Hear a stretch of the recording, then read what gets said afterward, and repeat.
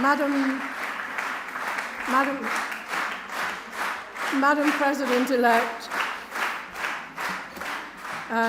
dear Mariam, if I may, honourable colleagues, distinguished guests, friends, it's a great honour and privilege to join you today and to be with you, Madam President-elect, in person as we celebrate the International Women's Day and as we stand in solidarity with the courageous women and girls in Iran and support your fight against the regime.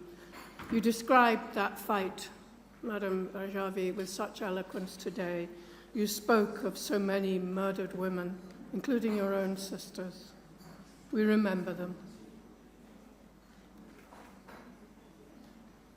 We remember them all. And I salute your courage and your magnificent leadership.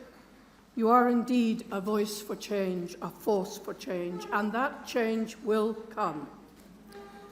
The theocratic tyranny ruling Iran today usurped power in 1979 by exploiting religion.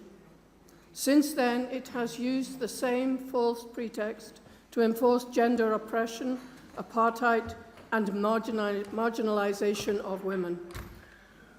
The regime's leaders claim divine authority to execute, torture, and imprison women who demand their inalienable rights. This is not about faith. It is about power and dictatorship. In contrast, the PMOI and the NCRI stand as the antithesis of this misogynistic tyranny. The resistance champions women's leadership, equality, and secular democratic Iran, as outlined in Madam Rajavi's 10-point plan and the 12-point plan for women's rights. And you, the 1,000 brave women of Ashraf, are not just the beating heart of the organized resistance. You are the living proof of the regime's crimes.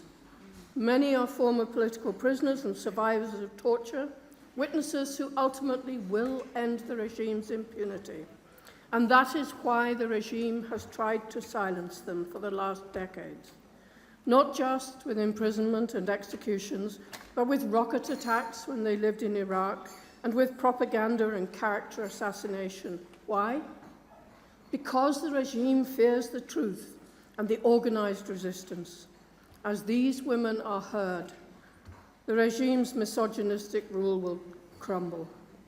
The brave, courageous Iranian people, and I again pay tribute to them, especially women, engage in the creation and expansion of resistance units which spread the resistance message across the country. So their message is not just about the compulsory hijab, it's about freedom, about democracy, about removing the real obstacle to Iran's prosperity, which is theocratic tyranny. Madam Rajavi, you and the brave women of Iran and the NCRI offer a viable democratic alternative. Your 10-point plan replaces tyranny with a republic, misogyny with gender equality, and oppression with justice.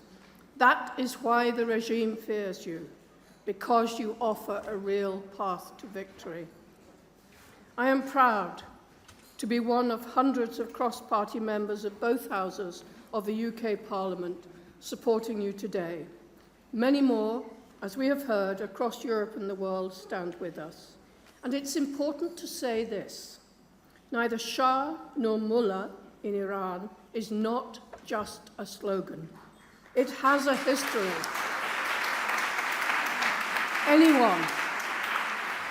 Anyone who is familiar with Iranian history knows well that monarchy in Iran has always been a symbol of fascism and dictatorship.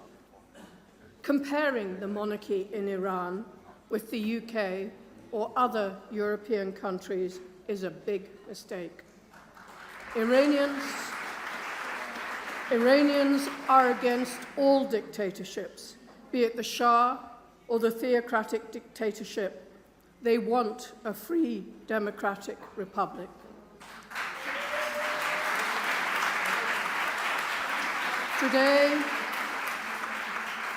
Today, we call on the international community to act. I especially call on the government of the UK to blacklist the IRGC.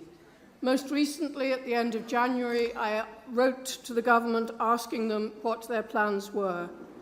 And in response to my question on the 12th of February, just 10 days ago, I received this from the government.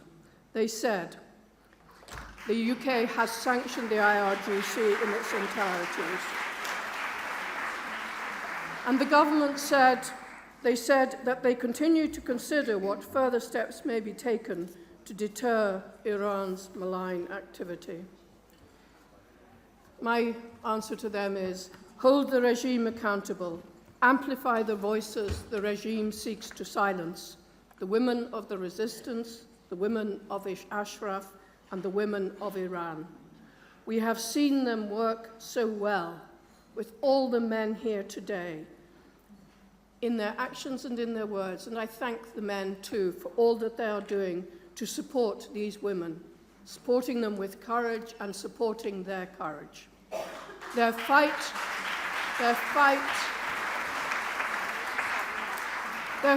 is not just for themselves, it is for the future of an entire nation, the region, and world peace. As the women and girls of Iran rise for a better future, let us stand with them for a free Iran. Thank you.